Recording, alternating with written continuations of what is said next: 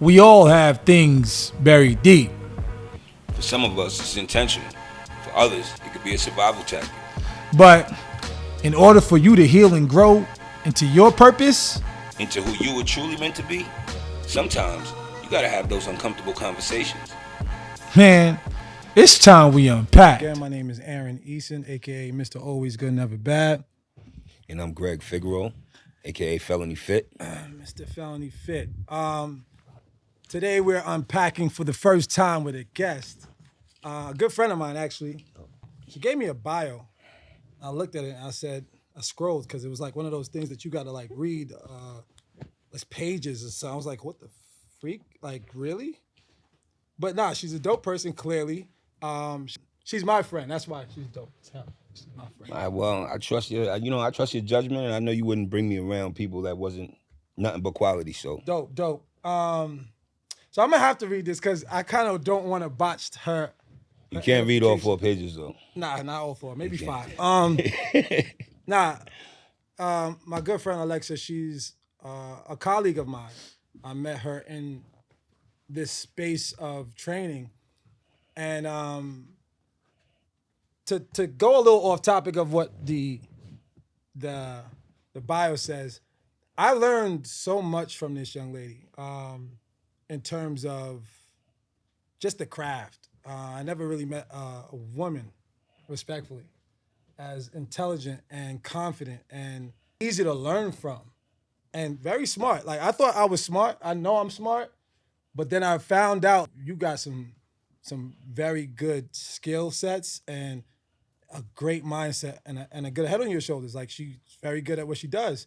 And I really don't take too much to people that do what we do. You know what I mean? I like to learn. I'm teachable, but everybody out here trying to do the same But it's shit. such a personal journey. Like, fitness is such a personal journey, and every trainer kind of feels like they are that trainer. You feel me? See, Like, but I come from an era where I'm 15 years in. So like, when you started, you couldn't act like that. It wasn't about you. It was about what you can do for someone else. facts. I mean, So I that's essentially where like I learned a lot. Right. Like, I thought I knew enough to help to evolve people, and I had the tools of a natural skill, but she kind of brought me to a space of learning and educating myself in a different way, and it was just what, cool to from get the to know. science standpoint? From Well, the- well, she's a strength and conditioning coach.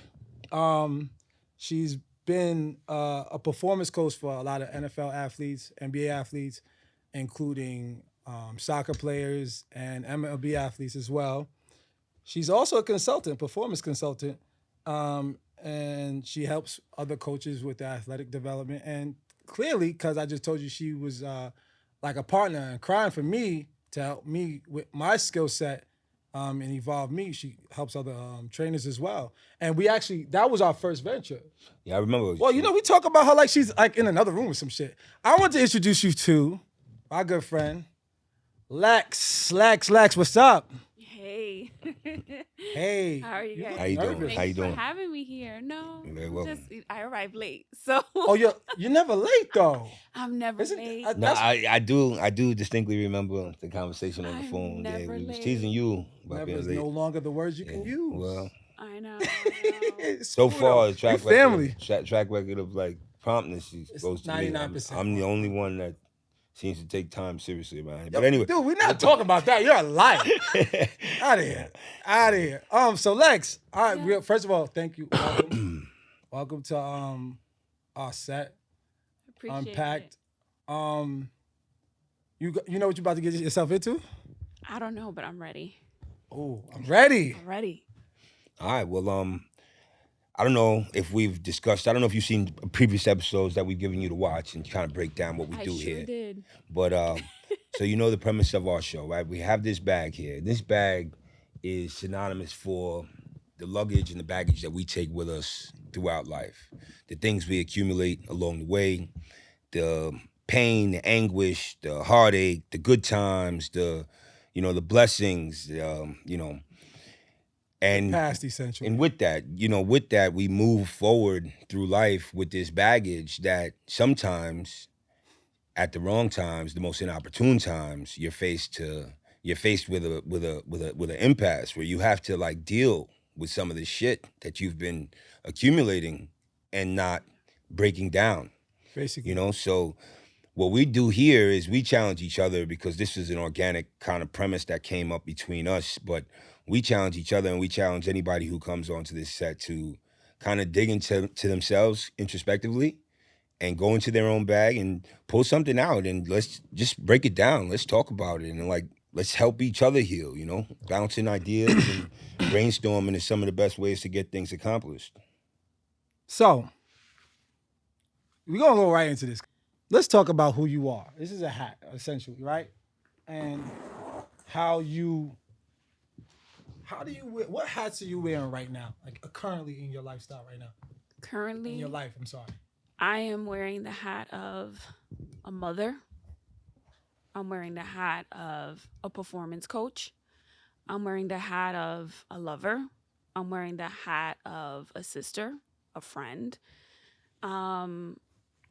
as a leader, as a director. So those are, the hats that You're I'm wearing currently right now. wearing right now, right?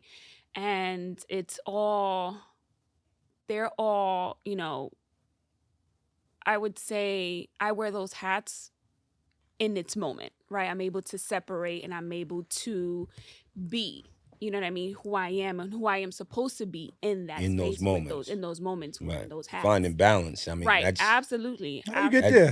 that can't be something How'd you just you knew get how to there? do. No. How did I get there? Yeah, what did Nobody you have knows to? how to do Because that. first of all, you named, it had to be almost 8 things. Yeah, no, it is. Now, I mean, naturally, women technically wear more hats than men for some reason or another. Well- it just sounds like it sometimes they could be doing a lot more. Right.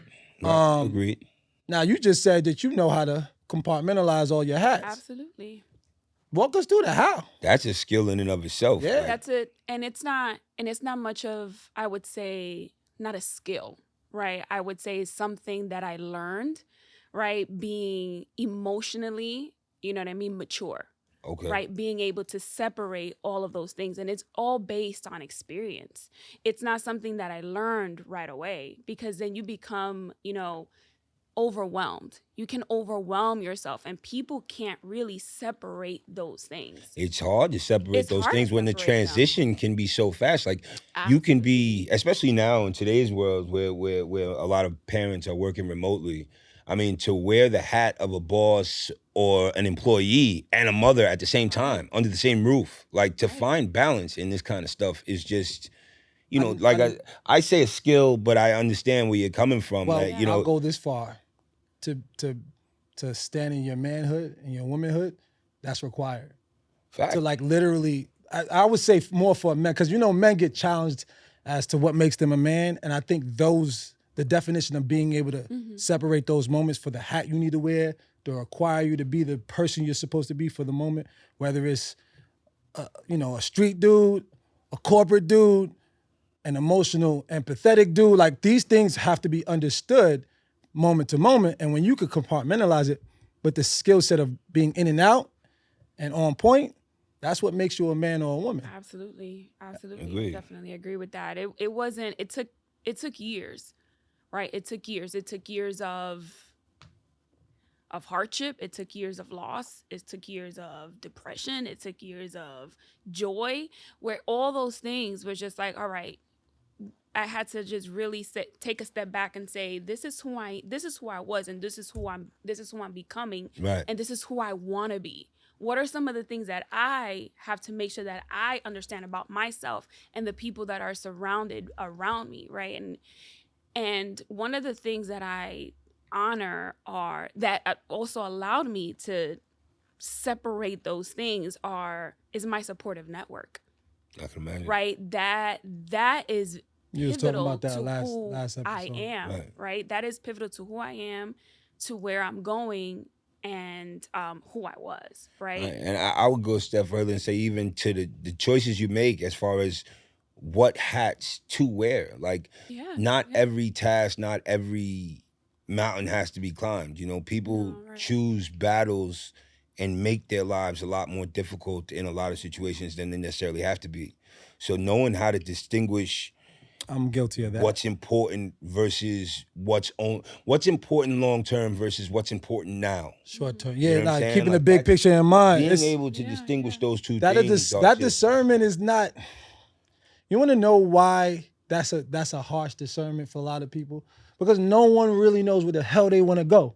Like everybody says they want this, want that, but when it comes time to know what to give up in the moment, it's required for something that you have no idea you're going to reach, but you have to know. You have to know. Like for example, It's about it's faith. That's the definition of faith. Belief without without knowing. Like that's the definition. Like if you truly believe something, if you're truly driven by something, then that has to be what motivates you. Like without like the long term has to be your pivotal focus. But it's very easy to be consumed by, especially as a woman, and I'm talking third person here, but I'm assuming, having seen my own mother grow up, not my own mother growing up, my own mother while I was growing up, and my sister raising her children, like just watching a mother transition from moment to moment. Like it's sometimes in a household, you've got to be sometimes four things at one time. You got to be a mother, a wife, a nurse, and an accountant. At any given time, you can have to be any of four things. Can I ask you this though? Can you keep it a stack with me on this though? Are there times where you don't want to wear the hats at all? There are moments I don't want to wear it, and there's moments that I disconnect from everything, and I need moments to reset. Yeah, I felt because that before. there are moments that, and I learned to honor those spaces where I can just be still, and that is something that I highly recommend. And Aaron knows I've always said being still in a space, we need that. We need to gather our thoughts. We need to gather our emotions. We need to gather everything mentally, physically. We need to disconnect from anything that can be just so destructive to our overall well-being. Facts. Right? And sometimes you have to be like, hold on, give me a second. Right? Even with my sons, I had to say, hold on, mommy needs a moment. Right. Mommy needs a moment. I gotta take a step back, and I need some time. Right. Let me gather my psyche. Like just let me gather everything. Because like the hat is synonymous for jobs you take on. You know what I'm saying? Your hat doesn't define you. True. You at times you need to take all the hats off. And just be everything. you. Just let's keep it stacked though. Let's keep it stacked though. Let's keep it stacked. How many things get affected when you do that? I mean, right? There are times where being still can affect friendships. Being still can affect your money. Being still, and you have to discern how to do it. One, because there's a way to do everything. There's a way to use that stillness productively. Yeah, 100%. And not a lot of people know how to do that yet. But let's be honest. How many times have you been in your stillness and it went the other way? Like, I'm not healing, I'm hurting. I'm hurting more. I'm going through more. I'm feeling more. And I'm almost like I'm on quit mode. Mm-hmm. The first time that I went through that stillness, it wasn't much, I wouldn't say a stillness, it was I disconnected from everybody, right? And it was when I went through that first emotional, physical, financial loss where everything was just not going right. I lost it all, right? I lost it all completely. And I disconnected from the world where not even my best friend knew where I was. And at that moment, I had a moment to it was me and my two babies. And it was just like, what am I going to do now? Right. It's the and I building. And that was the first time that I was just like, I'm going to rent this room. It's just me and my kids in this room that I'm renting. I lost my home. I lost it all. And I was just still. And it was it took me that moment to say, I got 16 cents to my name. Right. Like, how am I gonna make this work now? Right. I'm looking at my kids, I'm looking at the Metro card, and I'm looking at my kids again, and I'm going back and forth, and then I'm looking at my bank account statement, because at that time the apps weren't just the way we have now. And I'm looking at 100%. The statement, and I'm like, dang, like how am I gonna pull through? Yeah. And that's when I took a moment to reset everything. Facts. Reset my circle. Facts. Reset my goals. Reset, you know what I mean? Just absolutely everything. You got to be applauded in that moment. I once broke something down to somebody, and I said to them, there's a difference between being impulsive and being assertive. You know, like they both, in essence, look the same. You know, In initial response, yeah. from a visual, but you know, rushing into something and doing something with haste versus, you know, being methodical and stuff like that. And in that moment where you're seeing $16 in your bank account, Sorry, and then you got 16 cents. Bro. 16 cents. Yeah, Sorry. I'm getting confused. Yeah, Dollars and cents is a big difference. Well, it's a big difference. Just letting you know, bro. Big difference. You ain't getting much of shit with either one. Pardon my language. Oh, no. There is a lot. You can buy a whole bunch of stuff with $16. I could have gotten a coin. When you are that broke, you know. I get you. 16 I mean, the bottom is the bottom. I get you. All right, man.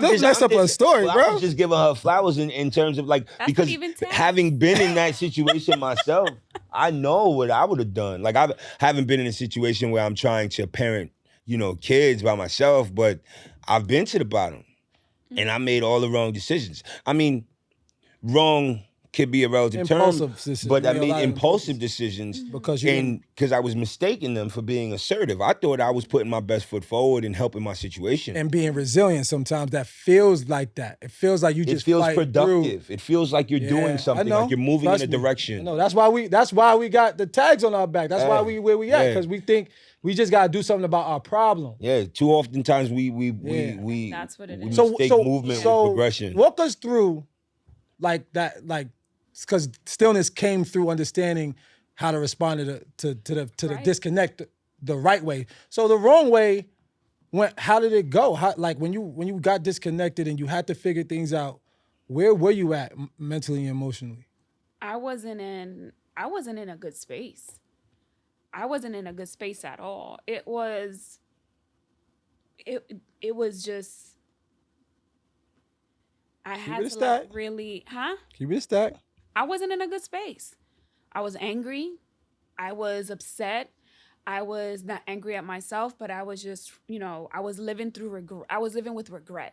I was like, man, if this would not have happened, I would have been here. And I was just very angry. I was just completely angry. It wasn't even a moment of sadness. Right. I was just angry and upset. Right. And it was just like, where are my friends? Where are my parents? Right. Why did this happen? Like, why did this person just walk out my life? Now it's me and these two small humans by myself. Right. Like, how can I make this happen? And it was like, I was just like, you know what? Just F for everybody. That's why I disconnected from everybody, because I felt also not only a sense of betrayal from my partner at that time, but also a sense of betrayal from everybody. And it was, I had to just literally just go out there and like really hustle. Right. And from that moment, even though I've always had several jobs, but from that moment on, it was just like I had to get 2 to 3 jobs. Well, in a moment where you feel betrayal from all these people, in a moment like crazy. there has to be those moments, you know, in the dark when you're putting the kids to bed and the day is over, when you start to look at yourself. Like, there can't be a major loss like that and there not be some inflection and to look and to say, well, like, what role did I play in my situation? Like, you know, the one thing that we always lose sight of is that we're always the common denominator in every situation. Yeah, your bag is only being packed by you. You know what I'm saying? Like, even though it comes with the people that go along the way, every infraction you have is based on your movements, your decisions, your opportunities to go yay or nay. I mean, So this is a big was there ever a point when betrayal, you had to look at yourself and take some blame or responsibility for whatever was taking place? In that situation, the only responsibility that I'm going to take for that was that I should have made a bolder move. I should have taken a bolder move and I should have left. Right. I stood because of loyalty. Okay. Because to me, integrity and loyalty is a big thing for me. Right. And at that time, I was a wife. At that time, I stood because it was the best, it was the right thing to do morally, right? To be by this person. And even though I knew what this person was doing and the betrayal and the cheating and the lies, you know what I mean? I stood there thinking, let me just stay here because maybe it will get better. Right. But it never got better. It got worse. right? So I betrayed myself in that sense. I knew what was going on, but I never took the initiative to take a step and leave. I thought about, if I leave, where am I going to go? You ain't If trust I yourself. leave, not just much trust myself, I really didn't have a supportive network at that time, right? And to be honest, the only person that I really had at that moment was, I would say, my best friend and my dad and my grandmother, right? My mother didn't raise me. Right. And it was, and I didn't have a strong relationship with my sister. And then when I did call for help, the first thing that I got from the both of them was, well, you deserve it. That's what you get. So you can't come here. Wow. Right. So it was one of those things. And I was like, dang, like, how am I going to like figure this out? And my dad was in a situation where it's like, he didn't have the sufficient space for me and my kids. So I was like, where am I going to go? But yeah, it was one of those things, like, you know, going back to that, it was the only thing that I can blame is myself for not leaving any sooner. Okay. Right? Myself for not really navigating the right resources that were out there that can help mothers like myself at that moment. And it took, you know what I mean, that huge fall and that really hard hit for me to realize that I can never put myself in this situation again, and I will never put my sons in this space, like in this space where they were feeling and they were witnessing, especially the big one that saw this, right? The little one doesn't have much memory. He was like 1. Right. But the big one, yeah, like he saw a lot. That's so, real. I mean, to show that resilience from a perspective of a mother and a nurturer, like there has to be moments that he saw the weakest parts of you. Because, I mean, mothers are vulnerable around their children, especially when they're young. So there has to be times that this kid has witnessed you going through it and not know and not understand what was taking place. Right. That in and of itself, now you're dealt with multiple jobs here. Like, how do you explain to a kid something that he doesn't even need to understand, but he needs to understand the emotion that his mother's displaying? So now that's another, like, how, like, the premise of this show, I mean, you know, pulling out a hat from that bag, I mean, I think we can expound on that for hours on end, because it's like, I'm just gonna throw something out there in the strength and conditioning space. You know, not to cut you off, but just kind of delve into the premise of the show more. But in the strength and conditioning space, you know, especially working with professional athletes, the things we hear nowadays of professional athletes, these entitled individuals that be doing shit that, as a dude, I think I can speak for any man in here. You do some certain shit to my sister, shit we hear about some of these athletes doing and training staff and stuff like that. Like, to navigate that world as a female, as a single female for a time period, in a relationship for a time period, in a marriage for a time period, like, how were you able to find success there and didn't you grow there? Like, transition into this through your isolation from your relationship? Yeah. So I transitioned into working with professional athletes in my time of isolation. Okay. Like, it was I started to work also during that time with that, you know, performance company. Okay. And from there, that's why I started to build a lot of my connections with a lot of my guys. It was a time where, like, I also connected with my mentor, and that was something that I had mentioned to Aaron too. And he just reset my goals all over again. And he was like, I need you to apply here. You're going to get it. And I was afraid, right? Because I was traumatized, right? There's a lot, not traumatized. There was trauma there because of several insecurities, because of the emotional abuse, right? Because of the, not just emotional, physical, all the abuse that was happening. Right. I was afraid. I wasn't, you know, confident in myself. Didn't have that confidence. So I was afraid on how to navigate certain things with people that were bigger, that were better. Not only that, walking into a room with a ton of white men that I didn't look like them, right? Facts. Not only that, you didn't see women in that space. Well, that's what I was alluding to, like, just being a woman in that space alone. It was crazy. It was crazy. And then, like, going into the space where, like, the only women that I would see would be, you know, the dietitian or the athletic trainer or the physical therapist Yeah, or a doctor. PTs, yeah. Right. But it wasn't something, and even the DPTs, right? The physical therapists they were more on the front line. Right. And I'd see the women like towards the back. Right, they weren't. And that's when I transitioned into that. And then when I got there, I started to be, fall in love with myself more in that space. And I fell in love with what I was doing. Right. And that's where that began to pick up.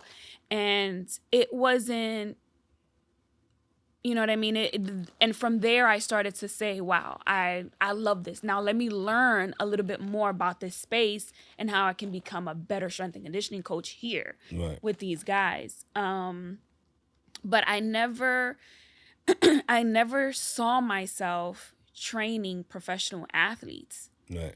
I was an athlete myself, but I never saw myself in that space. I've always saw myself. I don't even know if I could believe that, yo. You know what? I remember I was like, yo, you should come to one of the sessions that we did. Yeah. Like that ass, like I'm telling you, like I swear to you, yo, like I'm comfortable in my space when I train, when I teach, but to see how she operates the room and deals with these athletes, commands the learning experience for them. Right. Like, it's like you was born to do this, yo. Like that ass. I'm not trying to toot your horn. I've really experienced a lot of I've experienced a lot of different trainings. I've been around the world dealing with a lot of different people's certifications. You even went to exos overseas. Yeah, that's so a big thing. Yeah, so like I know that when you're teaching and you're dealing with athletes, the process of getting a response from them is the biggest deal. The biggest process. And you standing on your all 10, like it looks like they're commanding so much from these guys and they're ready for it all and they're embracing it all. And I thought it was it would have been more interesting for me to like watch you, but I was engaged and I felt like I had to go through that process as an athlete too. And it was fun. And I really do think that like I don't really understand where that could have came from. I remember the day we met. We sat down and all we did was talk about how we could teach other people how to train. Right. And build this program out to see if we could really, really come up with this lecture process and this hands-on process. Because we were like, we were tired of going to all these certifications and these hands-on things. Why don't we create it ourselves? And like you came to me and you said, I got an idea.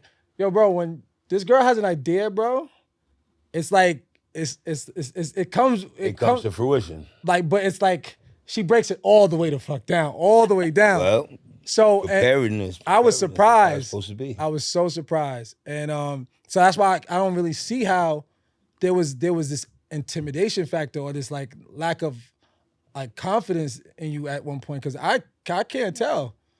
I just love teaching, right? I love teaching, but I love teaching the things that I am passionate about. Facts. So when I'm being passionate about sports, about athleticism, the science behind it, you know what I mean? How the brain works when you're moving, you know what I mean? How you're in your space, you know what I mean? When you're like training and just everything is just, I'm so passionate about it. So it makes teaching like a great experience. It's easy, but it also makes the learning on the opposite end is more enjoyable for me because I see that they're absorbing the information. So it's digestible.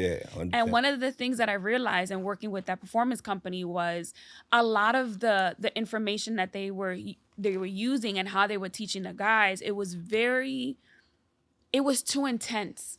And one of the things that I wanted to do was, this is to be honest, I would say 93% of the guys that are in football are black men. Right? And I might have the percentage wrong, but almost 100, right? You see them and it's like a ton of black men on that field. 100%.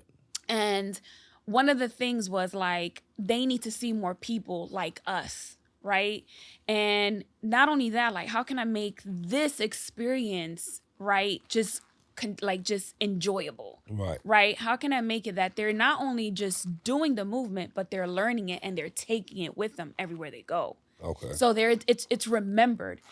We remember movements, but we don't remember why we're doing this. Right. And that is the important part of it. And the majority of the time that I'm training these guys or training other people, it's the majority, like the main question I always ask is, how do you feel? Where do you feel it? And why do you think we're doing this? What's the purpose of this? Right? There's a big educational component when it comes to that. You have to know why you're doing that. Facts. Right? Even from when they're stepping into that trap bar and they grab the handles, I tell them to pause for a second and I ask them what's the temperature of it. Immediately sensory, check kicks in.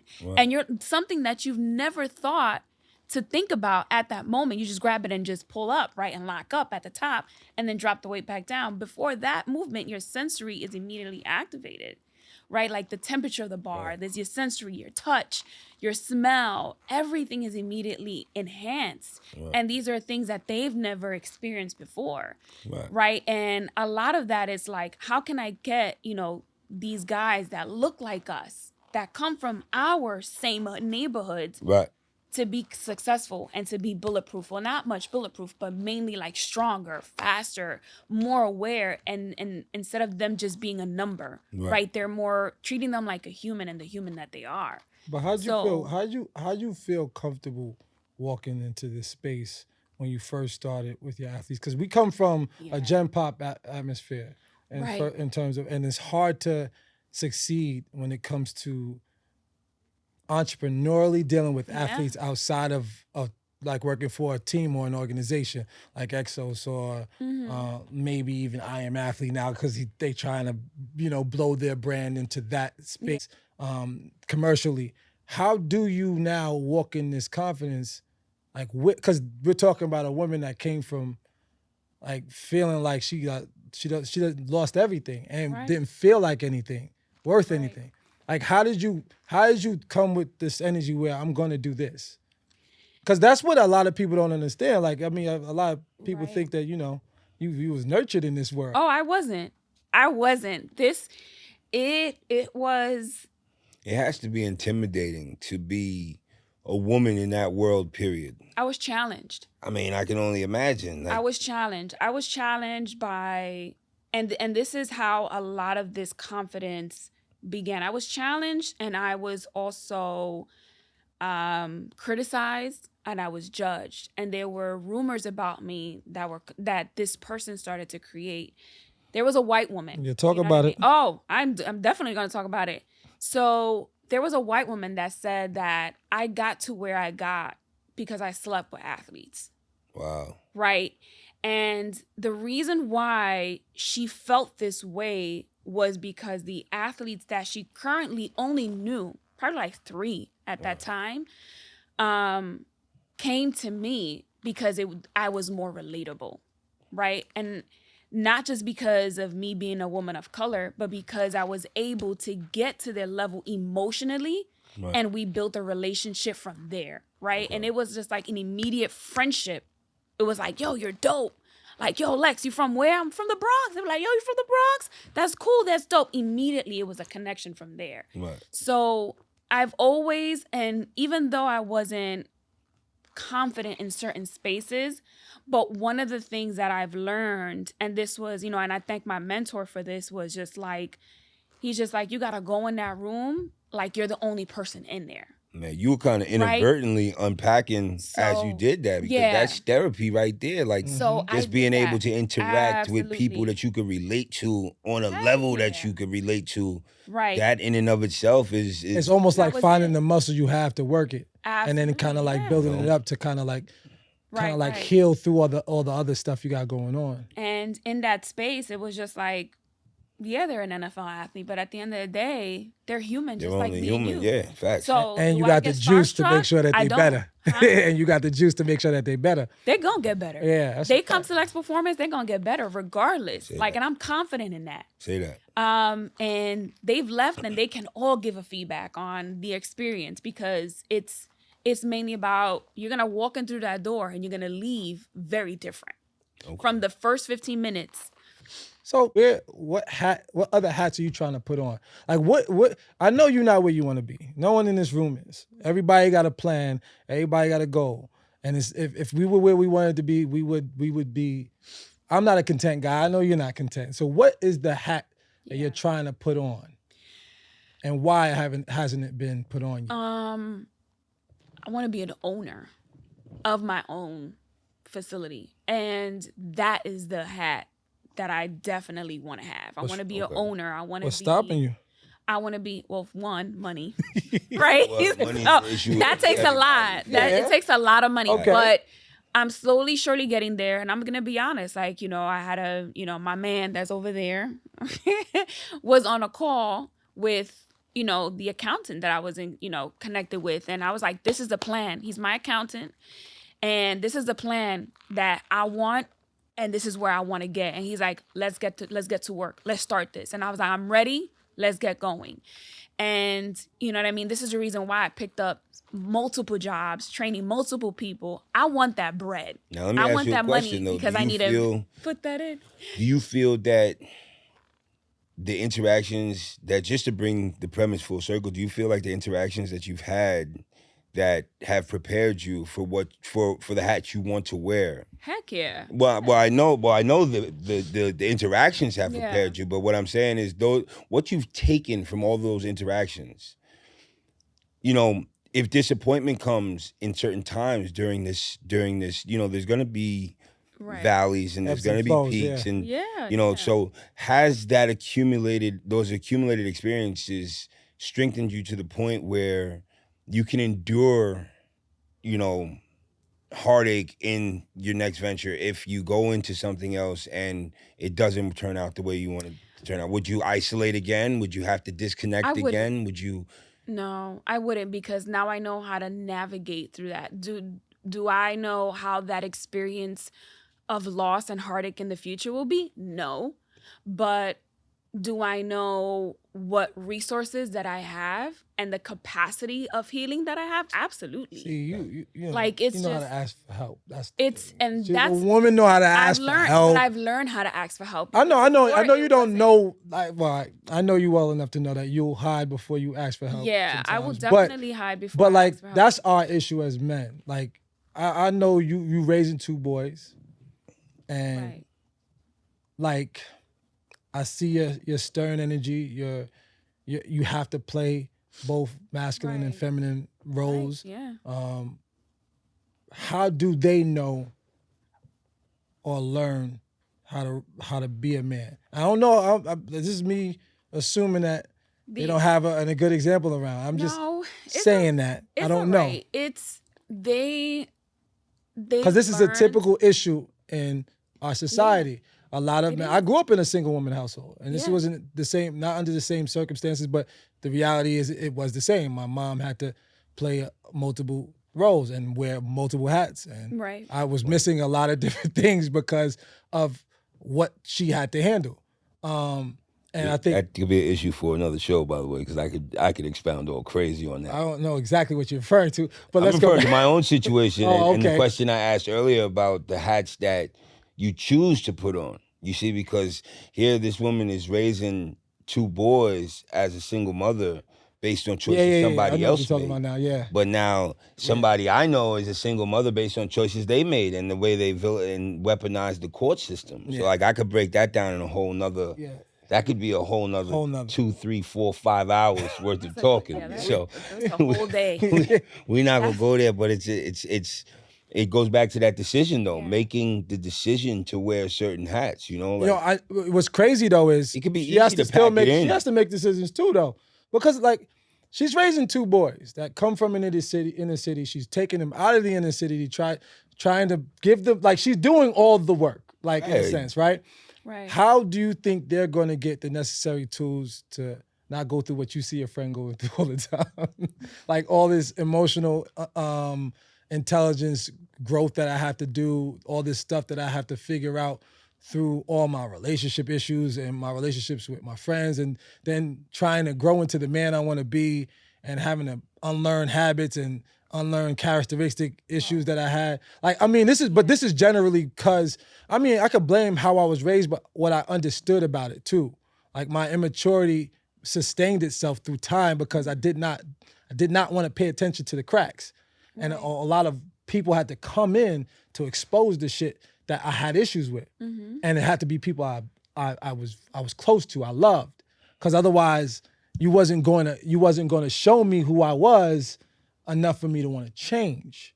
Right. And I think that I'm only asking this question because, one, met your boys. They're very good kids. You know, I mean, when I'm around them, but I bet they are. I'm just saying, how are you giving them the tools, and do they have the tools coming from somewhere else?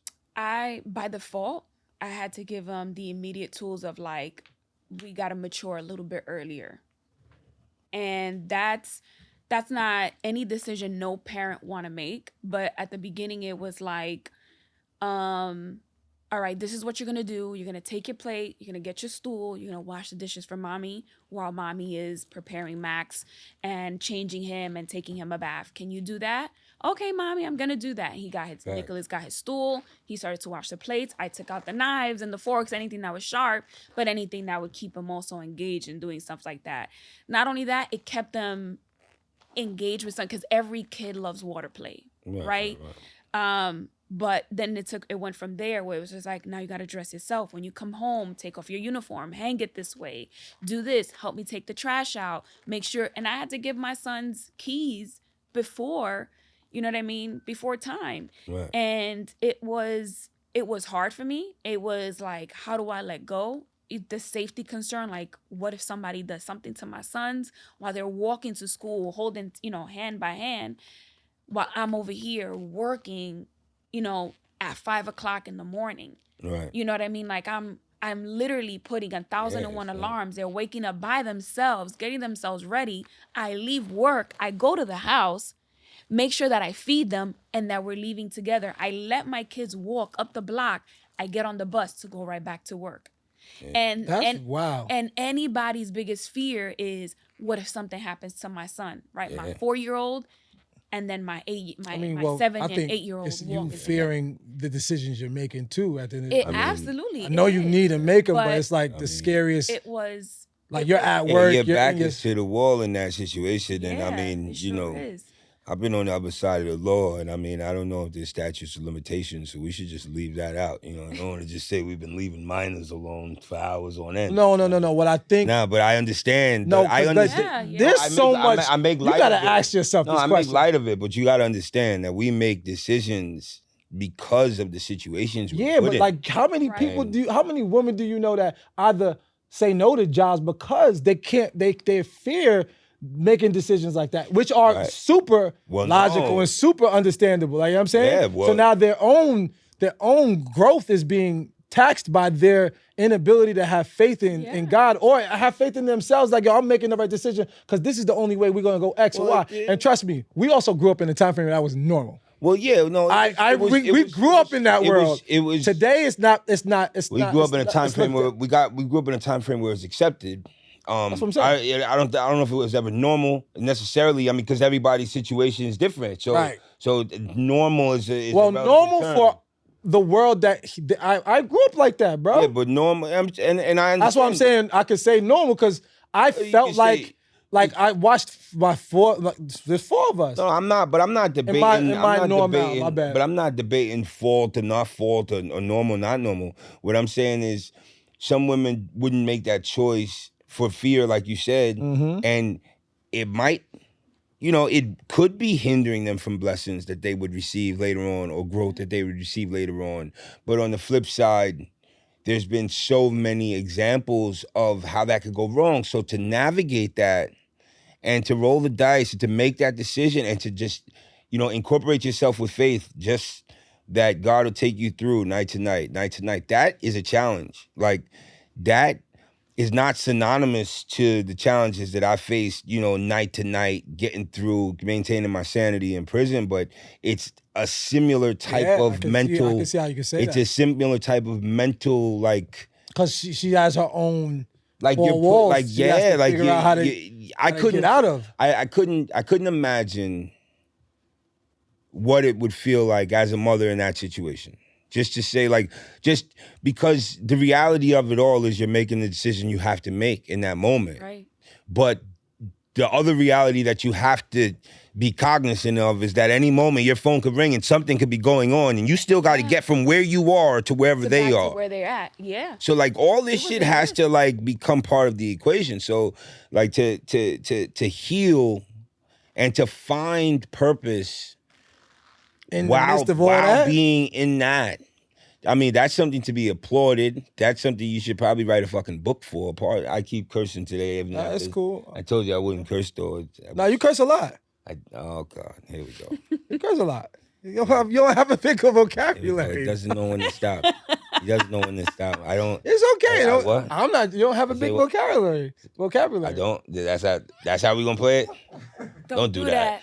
Yeah, don't do that. I mean, listen. Nah, I'm saying. I'll let you guys be the judge. Yeah. Anyway. All right, let them be the judge then. I ain't gotta say no more then. I ain't gotta say no more. Just curse a little bit more so they can believe. I have a lot of options. I don't have to curse. I got it. What you call it? So first of all, like you said, I think it's honorable for you to one, tell your story in that way where you let people know your truth, but also I know it's a real truth out there that a lot of women that are trying to figure out how to not be stuck, how to not let their stories be like, a systematic process where they're living in the system and they're not triumphing through it or out of it.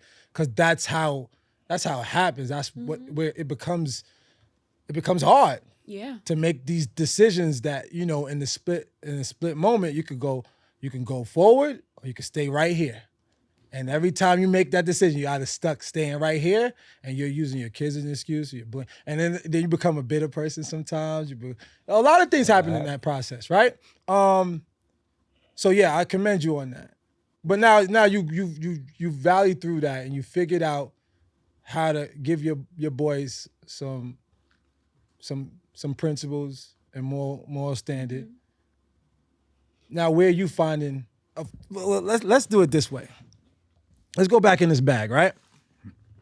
Because this is where you're not really telling us stories about stuff. Is that your Starbucks here? That's probably his, and that's probably his. He probably walked in the rain for 6 blocks to get that Starbucks. To get that Starbucks? I don't know where that. No, I didn't walk in the rain. All right, with this. So this is a cup, right? Mm-hmm. A lot of us, like you walk around with a whole lot, and your hat just describes a whole bunch of things that you're doing. And I know you're gonna say that your job is one of your resources of passion and refilling, but like there's a reality, like, because I know you.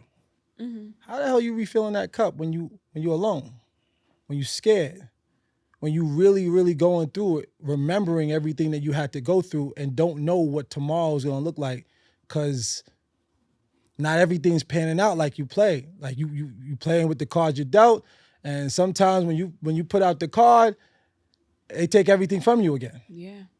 And I've seen you go through that process, not so much the same way it initially started, but like along the road, you lost everything again, and you had to figure it out. And then out of nowhere, God does his thing. How are you refilling your cup? Like seriously, not like generally. How are you as a woman pouring into yourself, taking your time to really rebuild in those moments of brokenness, of pain, of depression? How are you refilling your cup? I have a therapist. Fact. Simple. And plain that and simple. That's it. It really took me a lot to get a therapist. You gotta say it again for the rest of the Black people to understand, because therapy is not something we do in the Black community. Because I have a therapist that I absolutely love, and I love her. She's Facts. amazing. She is, and it took a minute, but it was an investment not only for myself, but it was an investment for the people that are also surrounded around me. Right? It was just like, sometimes being this drained, and even though your friends can be a therapy, sometimes unloading onto them can also be draining for them. And we have to be very mindful on and we have to ask for permission to unload. And I think that a lot of people forget that. So recently, the other day, I told my man, I was just like, babe, was it wrong for me to tell this friend that I wasn't in the current space to really hear her? Because I was having, it was a day. I was having a day. And he was just like, no. Like, he is there to, like, remind me on certain days of, like, look, you need to separate this. You need to do this. And what you're doing is right. So don't even worry about what the world is going on. And because sometimes I want to take everything on, right? But really asking for permission, right? Because sometimes we're also in a certain space that we just don't want to hear what people are, that we don't want to take that in. And even if they're talking to us, we're just like, we're not really absorbing the information that they're telling us because we're not in that space, right? We're not mentally, we're not present. We are not present. So that therapist, I've had her for a few years now, and we do our check-in, you know what I mean? And when I feel like I'm going through it again, my first conversation is always with her. And then if my friends check in, I let them know, like, hey, currently right now, I'm having a moment. They'll check in or whatever. But my check-in is always with her first. And it would be like, hey, because though she knows me, she doesn't know anybody around me. That's just a healthy habit because, I mean, having a third party that's objective, that is not at all connected to the situation emotionally or financially, especially, you know? Right. The other day, a young lady, a young lady would call me and say, "Are you okay?" And I was like, "Yeah, I'm okay." I don't say that. I always say something else. So she was always like, good, never bad. Yeah. So like she was like, you know, and she's a therapist. So I'm the only one. She's a therapist. All right, she's a therapist. Don't do that to her. Whatever. Anyway, that's another time. We unpack that another time. But she's a therapist, right? And she was like, "Yo, I know when people say okay, especially you, that means you just try, you know, cover up for something and just leave it alone. Do you want to talk about it?" Now, I was about to write this whole thing where, like, you know what? I don't know, for some reason, either I'm always talking to the wrong person, the person I'm talking to is giving me the advice based on something they don't understand, right? Or I'm just talking to a wall. So, honestly, I don't really want to talk about it. And honestly, that's why I don't talk to a lot of people.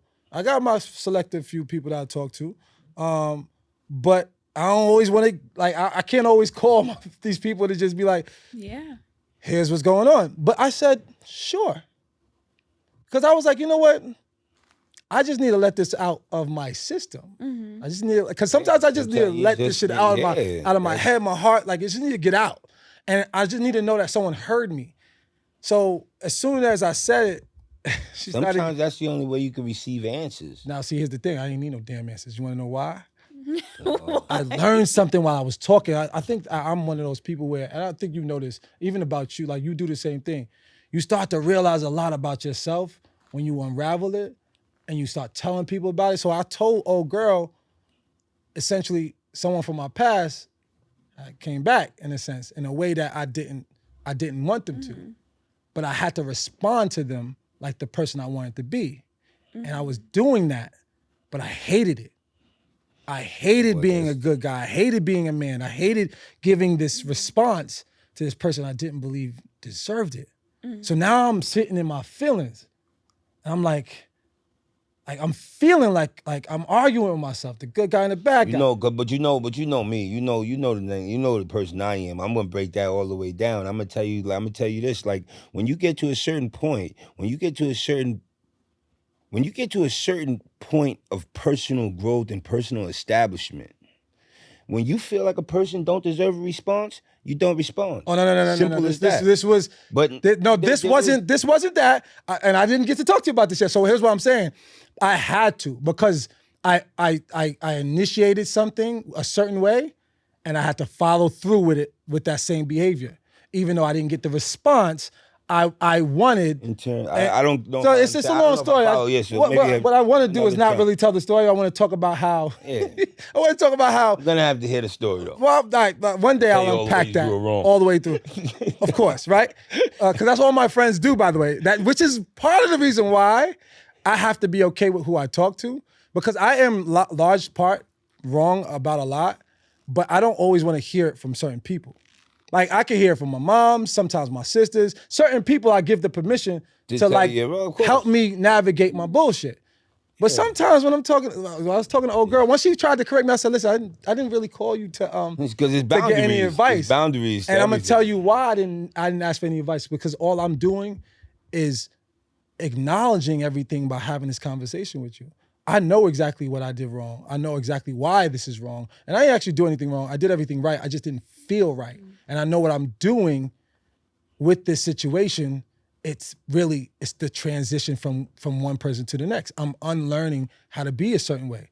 I'm responding through patience. Yeah. I'm taking time. I'm doing everything we used to talk about. You know what I'm saying? It just hurts because like I'm in the moment doing the right thing, but I'm feeling like it's just so unfamiliar because it's not. It's not. Well, I know who I want to be familiar. Territory. Yeah, I know what I really want to say, Right. and it's like I have every right to do it.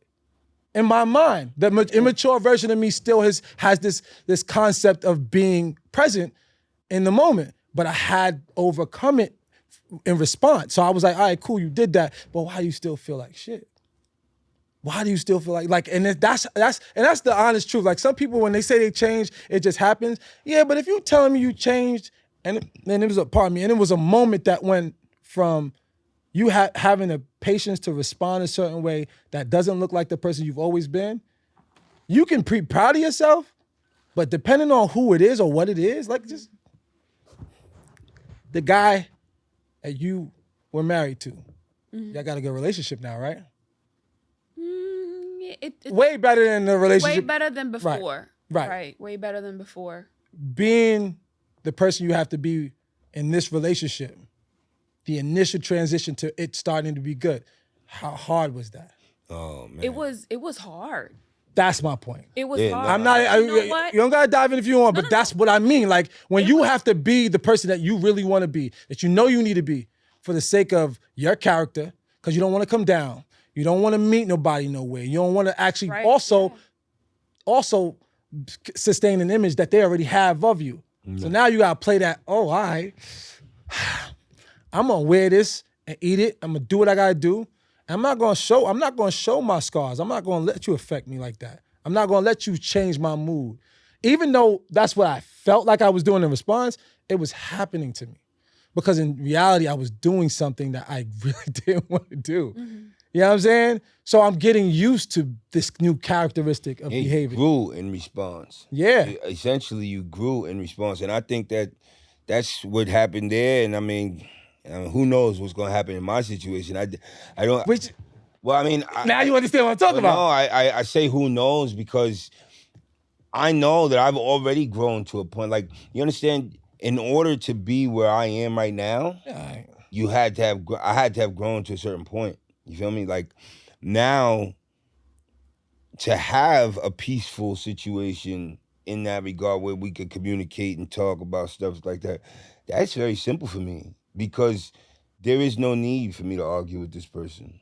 There's absolutely no need for me to argue with it. You understand what I'm saying? Like, because I've grown to the point where the anger, we have issues that are legal, you know? But my argument, my wife's argument is those issues are legal. Like, there's no need. That's compartmentalizing. That's a mature thing to do. No, I get that. Compartmentalizing, but also prioritizing. Yes. Prioritizing. Like, I have a son with a woman, but I have a wife. I'm not arguing with any woman except the woman I pay bills with, period. Like, there's no need for me to argue with any woman in this world. Like, I will argue and give my wife that latitude. I'm not giving that to anybody else in this world. I'm not arguing with anybody. So I've grown to a point where she couldn't draw that response out of me if she tried. Your wife, before your wife, what were you doing? Well, before my wife, I was acting in the immature place that I was in because I didn't see, number one, the error in that way of thinking, but I also didn't see the frustration and the negative energy that I was bringing into my own circumference by harboring so much bullshit. Like, when you walk around angry day to day, and day to day you walk around mad about situations that you can't fix, now everything that you give off, whether you're smiling and laughing or yelling at somebody and, screaming at the top of your lungs, it it has a negative essence to it. It's like not something that's like pure and like really who you are. This is something that's marred and muddled with bullshit. So by the time I got out of that, like I'm good. Like there's no need for me to argue with this woman. So now I can see where after years pass, I'm saying when you get to a point where you're healed, like you've accomplished, you've grown, you've established a career, how then do you look arguing with somebody who you were in a relationship with years ago about something that happened years ago? I'm gonna say something, and I'm gonna touch back on that. I don't think I ever knew what peace looked like or felt like in my entire life. I come from a survivor's community. Like we survive things. We no. That's a right. No, what I think we tend to do is we take a break from peace. We take a break from chaos. We don't find peace. I think what we think we do is we find peace when we take trips and we go to moment, and then we find ourselves back in that same bullshit because we never really handled things. You know what I'm saying? To be where you at, you had to handle yourself a certain way. You had to handle the old version of you. And peace looks like patience. Confidence. That's what it is. And like to say something to that, I've learned that in order to seek peace, you have to go through the chaos. Of course. You have to go through that chaos. You can't avoid it. You cannot avoid it, and you got to go head on. Facts. Eliminate what's not for you. Go through it. Go through the BS. And begin to and then that's when you start to feel at ease in that space. And that chaos may take a year, 2, 3, or even 5 to be done with. But you gotta go head on and go through that because that's where peace comes in. Because in order we pray for clarity, but before we get to clarity, we need to get the truth. Right. We pray for and peace, you gotta go through that. Right. chaos. And a lot of times, but so let's be real. How many of us really know what peace looks like to understand that we got to go through that? But the thing about it is that a lot of people don't know how to navigate through that. Right. A lot of people don't know how to navigate through that, and they constantly keep themselves in the chaos because that's something that they're used to, and that keeps them, you know what I mean, sane. And stepping out of that because comfort, that's how your life. Unknown. That's all you know in your life. Like, right. Been my issue. That's why that was so weird for me. You know what my ex used to say? Why do I feel like you gotta go through problems in order to like to live? Like that's your way of living. And I said, that's all I know. Like I'm literally a problem solver. That's where I come alive. That's where my feeling of aliveness is. And it's not because I like it, it's because that's all I've known. So now I'm cultured in chaos and I create peace by fixing problems. Fixing them with my maturity, with my level of understanding. But who's creating these problems? Because me. Is it so you know what I'm saying? I mean, that's the end of the cycle. Right, which is why I started to realize, I don't really know what peace is. Because if I did, I would define peace. Because that's another thing. People don't define what they really want in order to get through things. They just want out of the moment. Like they're like, I just want out of the moment. So they'll do stupid shit or stupid things. And that's where we lived. Right. And Impulsive. I found myself doing that with a lot of things. And so like when I got divorced, I had to ask how to find peace in my heart for what I went through. And my decision was go back home and build my relationship with my mom. But it was like a quarter of the issue. Like I dealt with a quarter of the issue. Because now I didn't really, and I also looked at myself introspectively, but I kind of like tried to do it with a way where I was feeling good about myself still by not like throwing myself all the way under the bus. Mm-hmm. But after this last one, like my friends get mad at me for like taking onus about everything. Like trying to own the whole situation because of how I needed to address who I was and acknowledge how I made that person feel. Because at some point I'm like, nah, I can't keep taking L's knowing that I have the potential to get the W and move forward. Like I feel like I got it in me, but I keep fucking up. I keep jacking it up. And it's because I only know how to respond to chaos more than I do to peace. I hated peace. I don't like peace, bro. And It didn't fit well on me. Because it's for you, because peace is unknown to you, it's an uncomfortable space. Facts. And It you was. can't- I'm not there. Well, I don't it's think- still uncomfortable because you said that you haven't reached that peace So yet. I'm at the crossroads. It's still uncomfortable. It is really You uncomfortable. have to like you should not try to create this picture Yeah. of peace. You should let, and I guess this is actually essentially what you were getting at before, but you gotta let that peace come to you. Because like if you try to groom yourself to be in a situation, that may not be the situation God puts there for you. yeah. So you can't, like, if you can't get to the line and call the audible, then you're useless in your own life. True. You know what I'm saying? True, but Like, you I need to thought be I able thought I to was adapt. doing that all the time. I thought I was adjusting and adapting, and I realized it was just an immature. I was still doing it with the old playbook from my child. Huh? Smoke screen, because Yeah, you pretty wasn't much. you wasn't really dealing with the issues. You were just kind of finessing them. Yeah, I was juking them. You know what I'm saying? Yeah. Fact. I was getting around the issues, and eventually In the streets, they call that being full of shit. I mean, see, Like, now I'm not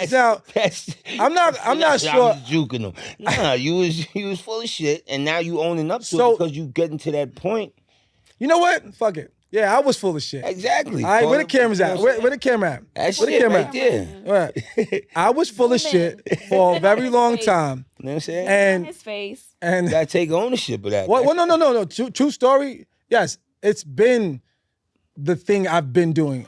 Unapologetically owning my stuff is kind of where, like, the person you know today, I could not be this far. I could not be doing as much as I am. I could not be like evolving the way I am if I haven't found honesty in all the stuff that I have issues with. And that's probably one of the reasons why I think I'm blessed with grace and favor all the time, because I don't really pump fake it. I just was oblivious. It was a smoke screen to me. I was really protecting myself at the time. I thought I was. You lied to Can I yourself say long enough something, when you though? started to believe it. Because Say nice one things. thing, huh? Say nice things. You're beating me up over here. I'm full of shit. Damn. All right. One of the things that I know about Aaron, and I've known him for a couple of years, is that the reason why you find yourself in this situation is because you want to make everybody happy. And you forget about yourself in that process. And you see that cup right there, the same cup that you were showing me, you pour into everybody's cup but yours. And by the time it gets to you, everything else that you've forgotten about in Aaron's life overflows. You forget about, whatever situation's here, because you're always trying to just pour into another cup and help everybody. Like, I could literally tell, like, I probably could have called Aaron. I could have been like, yo, I need something right now. And in the middle of his session, all right, I'm done with her in about 30 minutes. I'm going to get to you. I'm going to figure it out. And I'm going to get to you in about 15 because I'm going to drive here. It's going to take me 30 minutes because of Holland Tunnel is like, I'm just throwing scenarios, but that's how he is. But at the end of the day, he's going to forget about whatever he had to do and whatever was going on. And he is going to get to you. Yeah, and facts. he will speed to get Facts. to you. He will make other people crash just to get to you. But at the end of the day, that's why he's usually in this chaos. And that's why he hasn't like found peace. And like to go back to what, Greg was saying, you don't find it, you don't look for it. It comes to you naturally and it's organically, revealed. Man, listen, So what he said? I'm good. Greg don't know what he's talking I'm about. good. Greg, Don't be playing Greg, Greg it's like the that. weed. It's the weed, bro. I'm peaceful. It's the weed. I'm a peaceful dude. I got But I You know love what? my situation. Believe it or not, it's true. He is a peaceful dude. I do receive that. Like I literally, like I tell you all the time, and I ain't got no shame in saying it. Like I literally prayed for every single thing I have right now. Like exactly the way it is. That's awesome. Like I prayed for every single individual person, thing, everything I have. Like jokingly used to say to people, like paint the picture of my future, and I have everything I wanted. So like I'm straight. May like, God continue to bless you in that. I'm good. So I'm peaceful. Yes. And I'm still human though. I'm still a man and I'm still carry with me my own baggage and my own scars I'm and the only trauma. one over here unpacking my shit. Clearly. Nah, but it's the truth. But listen, being peaceful. That bag is full. I got a lot of stuff. Y'all gonna help me unpack this stuff? Understand what I was just about to say. See, you talk so much, you ain't even hear what I was about to say. Okay. See, I was about to say. Again, I feel attacked. This is crazy. That being at peace, part of knowing how to be comfortable in your peace is how to compartmentalize and how to take inventory of that bag and understand certain things. Like, yeah, I know this is in there. I haven't dealt with it yet, but I'm not going to make Francesca be the one to deal with it. It's not her problem. I brought this bag into the relationship. Yeah, which is why to prioritize and inventory your bag. Find out what's in there. Identify that shit. So just because I'm in a peaceful situation doesn't mean every day's a good day. Right. It just means that I know that even on them bad days, I'm gonna be good. I'm gonna be straight. I could definitely, and I agree with that. Like I said, it took me years to be in this place of peace. There are moments that it's just like, I'm like, I lose it. But then I reset and I come right back to, I reground myself. And it was, I find I have peace in my work. Right? I love it. I love what I do. I have peace in my home. I worked hard for it. You know what I mean? I have a beautiful home. I find peace in my kids. I find peace in my partner. And, one of the things about that is, him and I, I'm speaking for myself, but, he can probably agree to this or not, but we came together in at a time where we were emotionally mature and in a peaceful space, right? In a healed space. And we knew that what we wanted is not disposable. Right. There's so many things that's completely disposable today, from love, from work, for friendships. Everything is so disposable because we want to get rid of it because it's not something that we want to deal with, right? Immediate gratification. Immediate gratification because it's at the moment. But it's just like, is this something that I want? And it's like you said, everything that I have right now, I prayed for it and I deserve everything that I have right now. And I'm going to continue to pray for it, not only pray for what I have now. Can I say something? But for the future. Since y'all got everything I need, can y'all start praying for me? Because I clearly, I'm not saying I don't got the things. Prayer, I pray. Aaron. I'm just saying. Hey, yo. Jesus, no. As friends, I'm genuinely asking. Throw me into the prayer. Jesus is right now. I mean, I thought it was joking. I'm dead serious. Pray for your boy. I'm in the process of leveling up, evolving. And I'm telling you, it's a hard process for me. I'm keeping it stacked. And I'm unpacking a lot. And I think that are best to have both y'all in my lives through this process. But y'all know me well enough to know I can't front on the shit I gotta go through. I got a lot of things I gotta get through. Right, fact. And so prayer is helpful from others absolutely for me. Yeah, so if they're not gonna pray for me, I know we talking to them. I don't know. I just got a message from baby Jesus. He said he got you. All right. He got you. That's a Dominican thing? That's a yeah. El Divino Jesús, the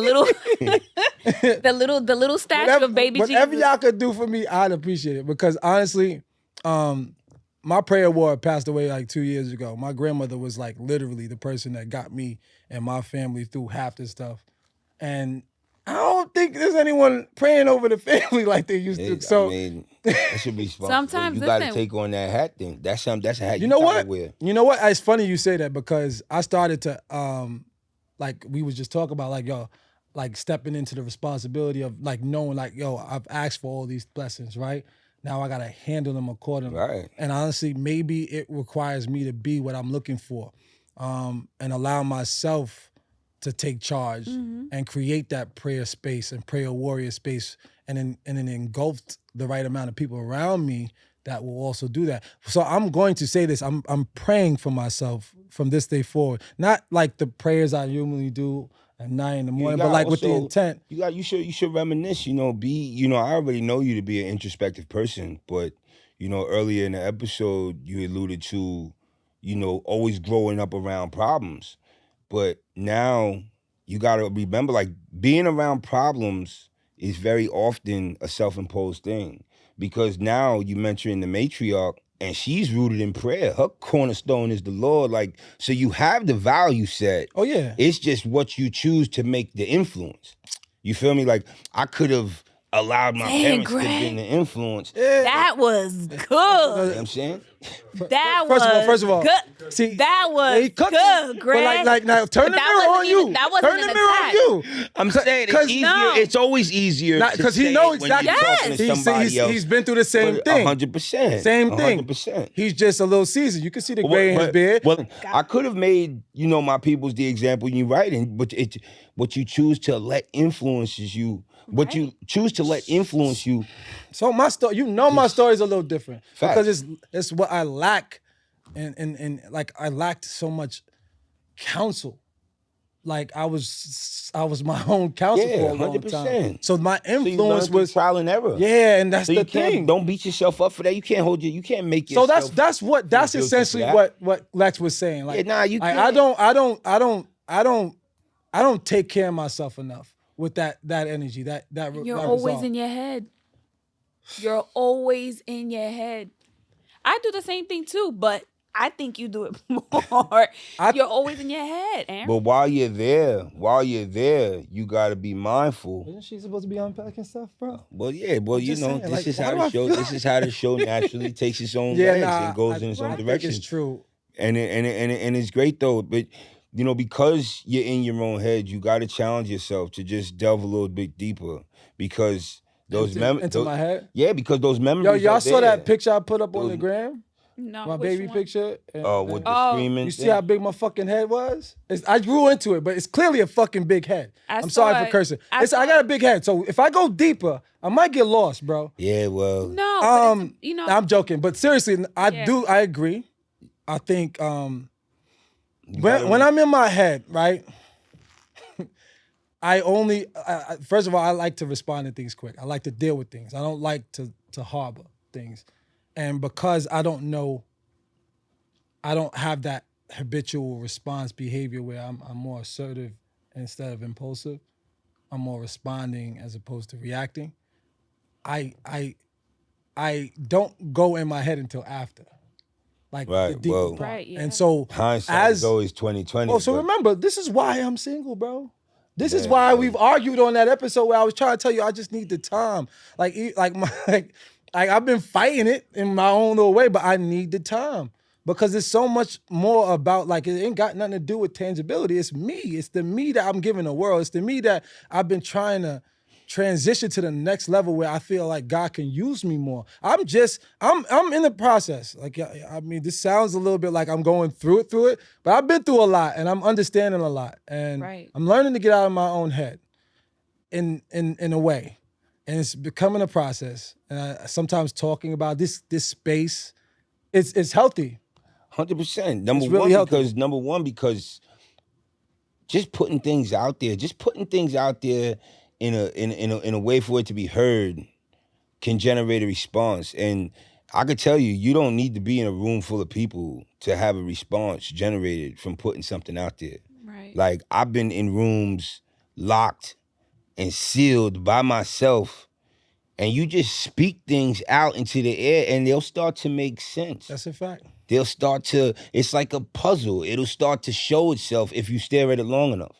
You know what I'm saying? So just stay in that path of growth and stay in that step, because the minute you deviate, now everything that you thought you learned, you have to relearn, because now everything you thought you were reacting to, you now have to second guess and look back at and say, well, damn, if I did this, maybe this would have happened.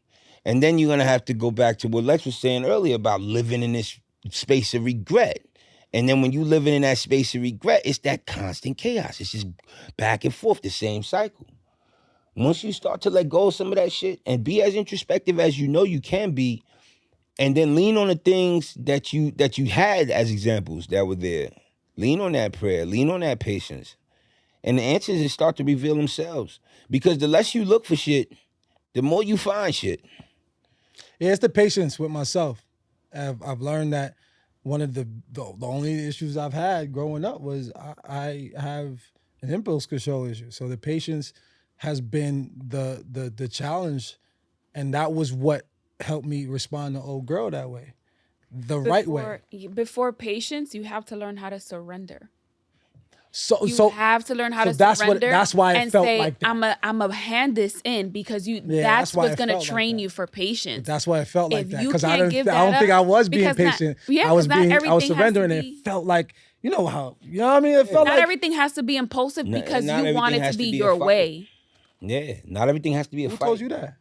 It Look at does. your knuckles, bro. Yeah, I mean, but like again, you learn. I'm joking, You learn I'm from joking. I mean, you learn from. I mean, I've been through it, but you learn from experience, and you learn that not every fight is worth fighting. Nah, Like, you not do. every Yeah. fight needs Honestly, to be fought. after You know? like a day, I was like, yo, I'm proud of myself. And I'm proud of us because even though, you know, because like you gotta look at that both ways. Like it just got done.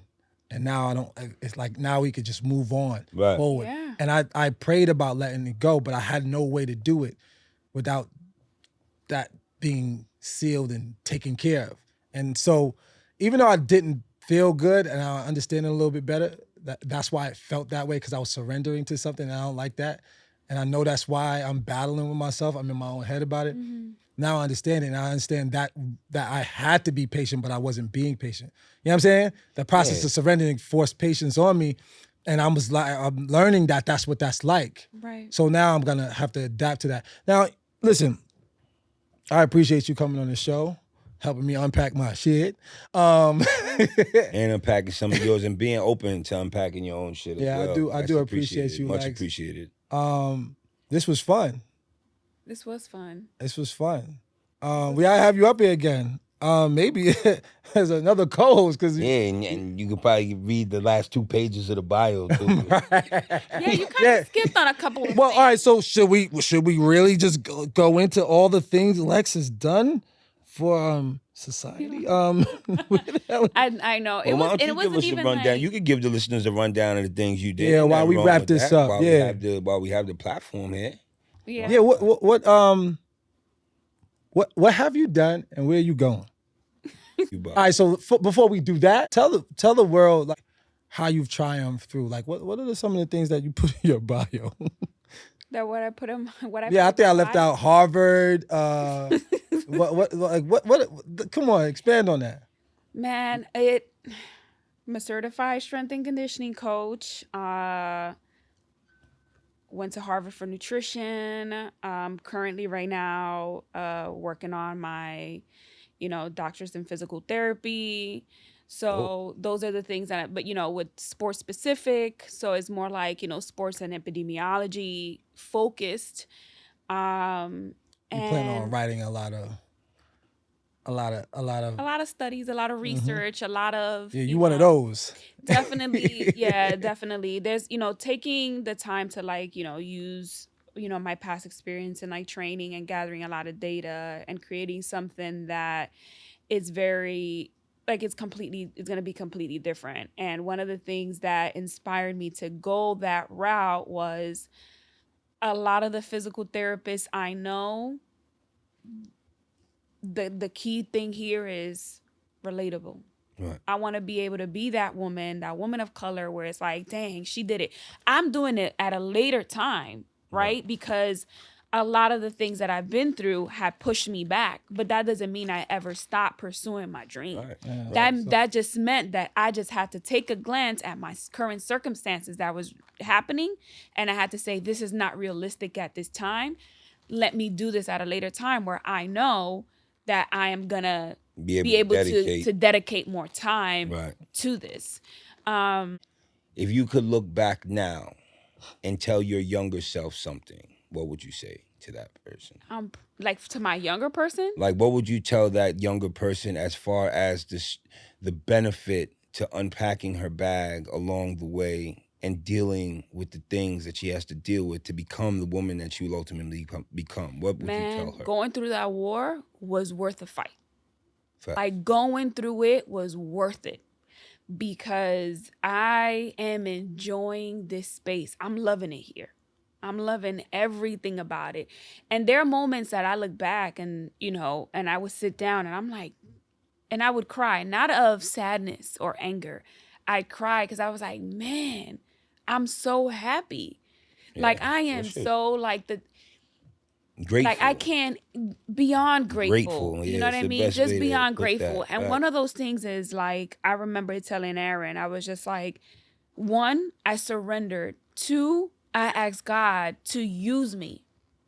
I asked God to use me. I was like, God, not even asking him. I told God, I was like, look, just like this, talking to him like he's my homie. I was like, Right, God, well, he use me. is.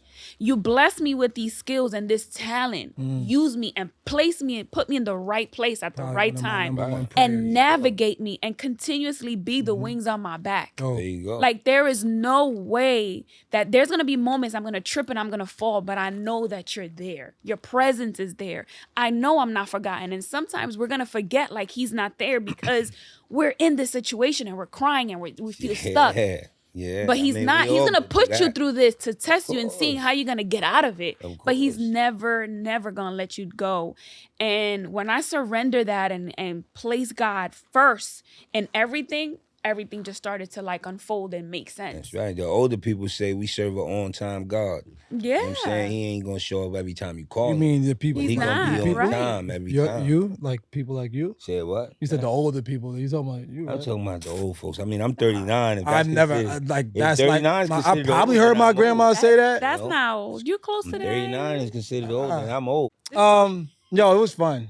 It was. It definitely was, and I appreciate you guys coming up for inviting real. me. You guys 100%.